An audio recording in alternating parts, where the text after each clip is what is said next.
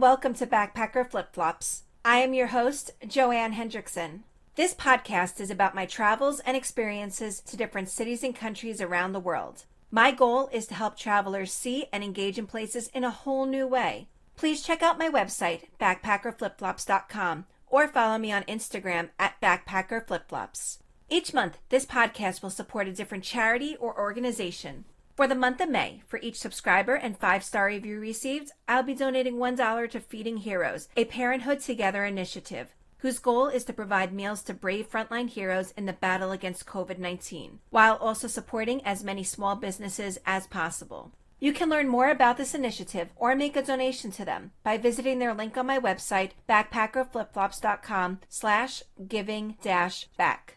Growing up Catholic in the 1980s, I remember going to church and that we would pray for the Catholics in Northern Ireland, and that our weekly collections involved donating money to them, but I didn't understand what any of that actually meant. And I'll admit, no matter how much I tried to research and learn about it, I don't think I'd fully be able to understand it until I attended the Conflicting Stories Political History Tour while in Belfast 2 years ago. There is a chapter in Northern Ireland's history referred to as the Troubles. It was a series of violent conflict from 1968 to 1998 between the Protestants, who were loyalists to the United Kingdom, and the Roman Catholic Nationalist Republicans, known as the IRA, who wanted Northern Ireland to become part of Ireland. There were some loyalists who were Catholic, and some Republicans who were Protestant. People aligned more with ideology than religion, but the lines were pretty well drawn between religion and the political divide. Belfast and all of Northern Ireland was filled with terrorist attacks from bombings and shootings during the Troubles, with around 3,600 people killed, half of those in Belfast. It is estimated somewhere between 30 to 50,000 people were wounded. After 3 decades of conflict, it ended with the Good Friday Agreement in 1998. Well, at least the violence ended. The pain is still there, the stories are still there, and the emotions are still there. I found out about the Conflicting Stories Political History Tour online. The cost is around $22 and it's a walking tour that lasts for 3 hours. Half of the tour is led by a Republican nationalist, and the other half was led by a Protestant Loyalist. Oh, and both of them were murderers who had spent time in prison for their crimes, but a little more on that later. The tour departs from the Divis Tower, and I made my way there. There was around 15 of us tourists and only one tour guide. I was a bit confused because I knew they said they were supposed to have 2 tour guides, one from each viewpoint.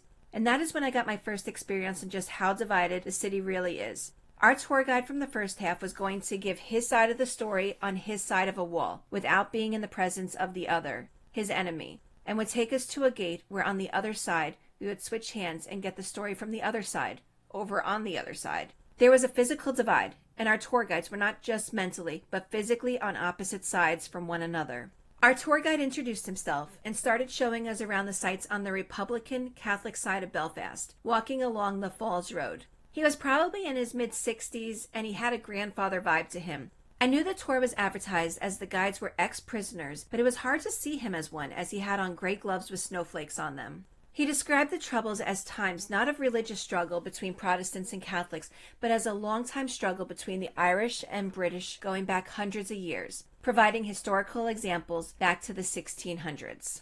Catholics were discriminated against in employment, housing, and public safety efforts such as police and fire services. They were starving. Voting was controlled by Loyalists as well, making it harder for Catholics to invoke change through legal means that we would normally think of. They tried to organize marches, but without police services, they quickly turned into riots by the opposing Loyalist forces, as well as Catholics were being assaulted and their homes burglarized by the police. As we passed one building, there was a plaque on the side dedicated to the memory of Patrick Rooney, age 9, and Hugh McCabe, age 20, who the sign noted were murdered by the RUC on 15 August 1969.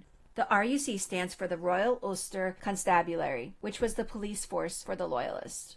As we were walking to our next stop, my tour guide asked me where I was from, and I told him New York. I also explained that I was Catholic, and growing up I remembered my church praying for the Catholics in Northern Ireland and that we collected money and sent to them. He shared with me that he was forever grateful for the Catholic diocese in New York, as well as the Irish bars in New York, who were sending money over to them during the Troubles, and that helped to keep them alive. It finally hit me how my church, who was always trying to assist those in need, was actually helping people, like my tour guide, who was standing right in front of me, and his family, and his friends. It all came full circle for me. He asked me what hotel I was staying at, and I told him the Europa Hotel, which is a famous hotel in Belfast and well known by many Americans as where President Bill Clinton stayed during his visit to the area.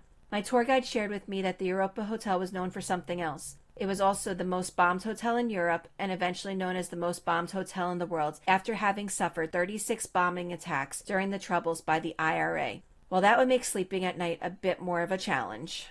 We took a few moments at the Garden of Remembrance, a memorial dedicated to the Irish Republican volunteers and civilians from the Falls area who lost their lives during the Troubles. There were many murals that we passed by, and they told the story of what was important to the Republican side of the viewpoint. One section was the International Wall, which is dedicated to the struggle of other international liberation movements, and had murals noting such messages like free all political prisoners and end internment. There were also more Belfast-oriented messages such as end British rule and reclaim the Republic. There were paintings of young adults who were all killed during the Troubles. There was a lot of Irish flags as well. You could spend days looking at each mural and notice the large use of green and orange, the colors of Ireland. And on this side of Belfast, you'd also spot the occasional Irish flag, and no other flags. We passed the mural for Sean McDermott, a young man who, according to the mural, was executed by the British for his role in the Easter Uprising. And not far away, on the side of another building, written was, "This plaque is dedicated to the memorial for all those from the Falls and Clonard areas who lost their lives as a result of the conflicts in our country." And then there was one for Jim McCartney, murdered by Loyalist, 10 March 1989 at this spot. We also passed the mural for Bobby Sands, who became known worldwide when he died at age 27 after 66 days on a hunger strike while in prison during the Troubles. He became viewed as a martyr to Republicans, and his death led to a spark in the rioting around Northern Ireland. And our tour guide opened up here about his own time in prison, having been in jail with and friends with Bobby Sands. Our guide didn't necessarily seem proud of the fact he had killed Loyalists, but he accepted it as a necessity of the time and that both sides were guilty of murdering those who opposed them as a means to create change that they saw as necessary. Finally, naturally came the time to ask him what he did. He was guilty of the murder of 11 people. However, he also admitted that he killed more than that, but he was only in prison for the death of those 11. What did he do? He set off a bomb in a highly crowded area. In prison, he was tortured and spoke about how prisoners used any means necessary, including collecting and throwing human feces at the guards. He spent time in prison under horrible conditions, but he was not bitter. He strongly believed he did what was right and necessary in the fight for civil rights for the Republican Catholics. So, if our tour guide was in prison for murder, how was he now back out on the streets and leading a tour? He explained that as part of the Good Friday Agreement, Loyalist and Republican prisoners who were sentenced for crimes related to a paramilitary organization before April 1998 to be released by July 2000. So, not only was my tour guide and the next tour guide I'd be meeting with later released from prison, but that meant also a lot more people, around 500 or so between the two sides, were also released from prison early for murders and other crimes they committed during the Troubles. My heart was breaking hearing his story. Maybe it was because I was Catholic and this man was also Catholic. Or maybe it was hearing about the conditions he lived in. Maybe it was about his horrid experience of being in prison. But I knew that the man standing in front of me, I just could not picture him as a bad person, even though I knew he was a murderer. Because I started to understand his why, his survival. And I felt he was a victim trying to stand up for himself and his family, not as the murderer, which he also was. It was hard to think 90 minutes later that my learning about the Catholic Republican viewpoint was over. I felt like I had learned so much. We made our way up to the Peace Gate. This gate separates the Republican Catholic side of the Fall Road from the Loyalist Protestant side known as the Shankill Road. The segregation was there before the wall, not because of the wall. But that wall does exist, and even today it has an actual gate. The gate is electronically controlled and is locked from 7 p.m. to 7 a.m. daily. Belfast remains a divided city, physically and emotionally. Our tour guide made his way to the gate and approached a man around his age who was wearing jeans and a scarf. This was our Loyalist Protestant ex-political prisoner who would be taking us through his side of the story and his side of the city.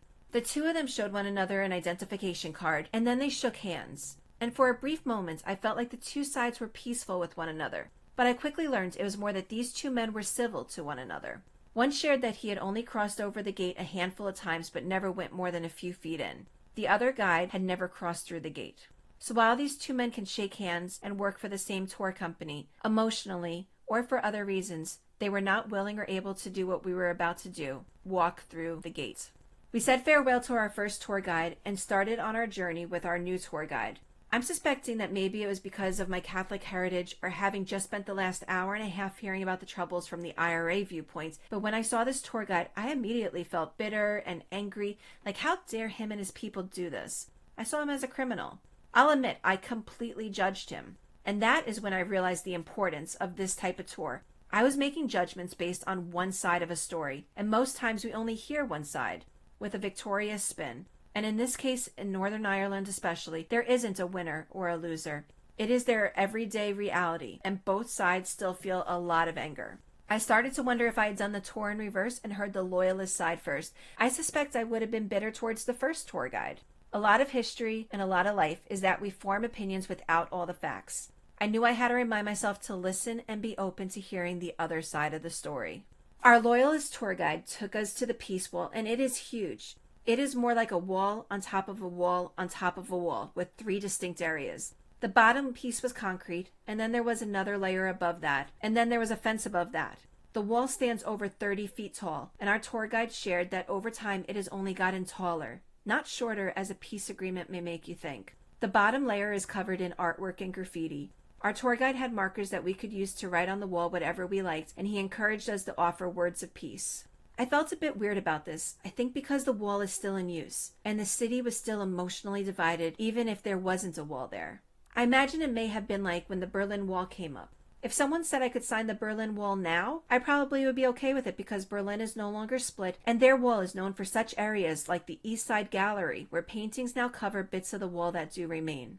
But this wall was still very real, and this wall was around 3 times taller than that of the Berlin Wall. My head kept replaying the stories from the other side. I eventually drew a heart on the wall as a sign of peace, but I don't think especially then that I believed that it would lead to peace.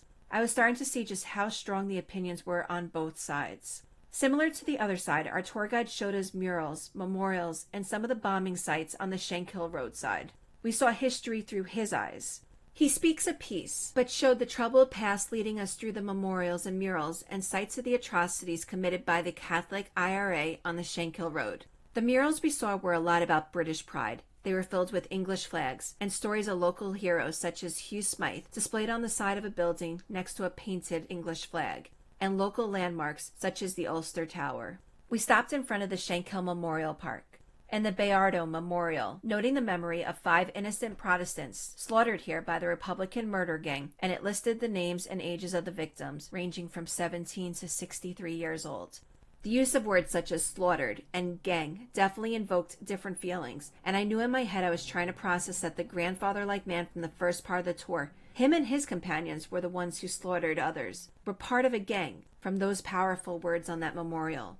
Another mural painted along the side of a 2-story building notes 30 years of indiscriminate slaughter by the so-called non-sectarian Irish freedom fighters. No military targets, no economic targets, no legitimate targets, no injuries, no truth, no justice. Where is the equality and justice? Where is the respect for Protestants?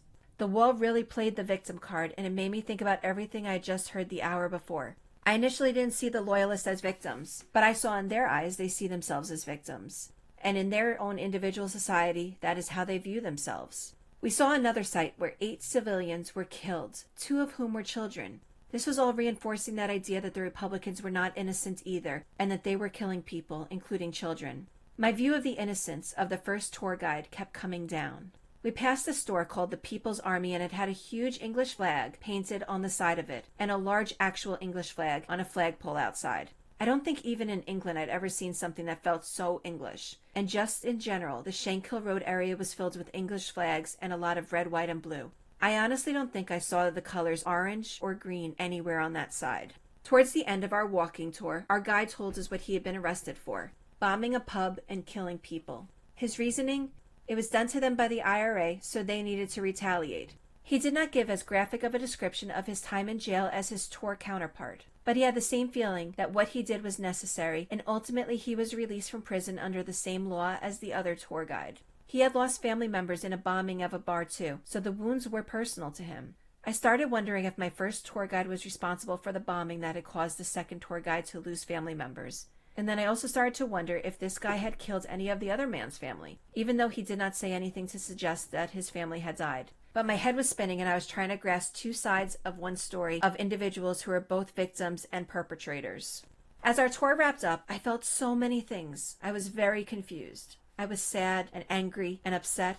And I was also really cold because it was freezing and we'd been outside for over 3 hours. But I was mostly really confused. During the course of the tour, I had befriended a group from Bermuda, and we decided to go to dinner together at the Crown Bar, which is around 2 miles away and across the street from my hotel, which I now knew to be the most bombed hotel in the world. We walked back, in part because it seemed to make the most sense, but it also was out of necessity. Apparently part of our original tour group had tried to get a taxi back from the Loyalist side over to the nationalist side, and the taxis refused to go there.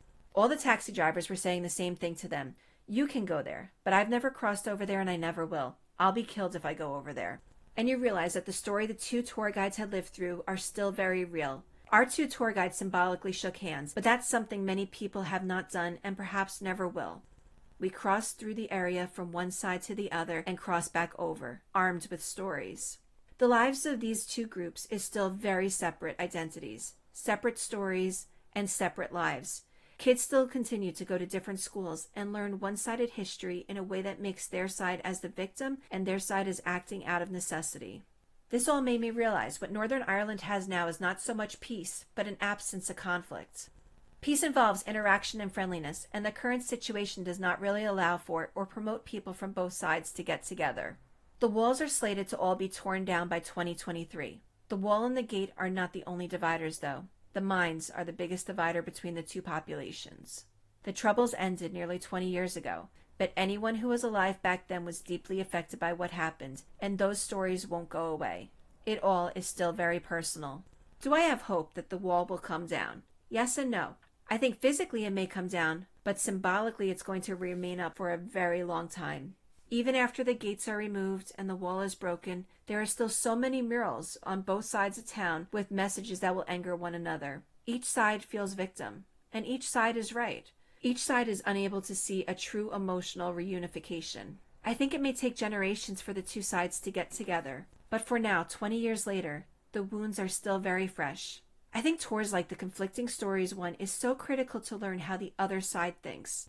I know personally I came in taking both sides as murderers and ex-cons and therefore bad people. And then I learned the Catholic side, and I felt bad for them. And then I learned the Loyalist side, and my feelings balanced out. But I did not have an emotional connection to the area. I did not go to jail fighting for my beliefs. I did not witness so much tragedy.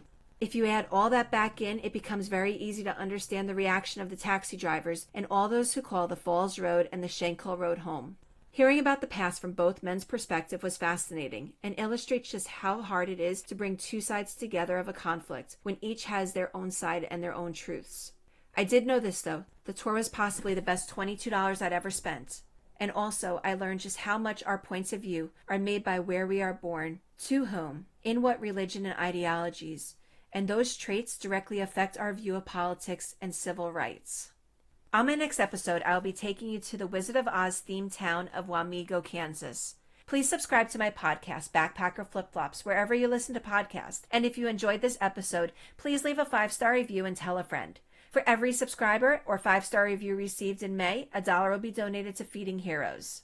You can connect with me on my website, backpackerflipflops.com, or follow me on Instagram at backpackerflipflops. Pictures from this tour are available on my Instagram page, as well as my YouTube channel, which is Backpacker Flip Flops. Thanks so much for listening. Till next time, ciao, adios, auf Wiedersehen, bye.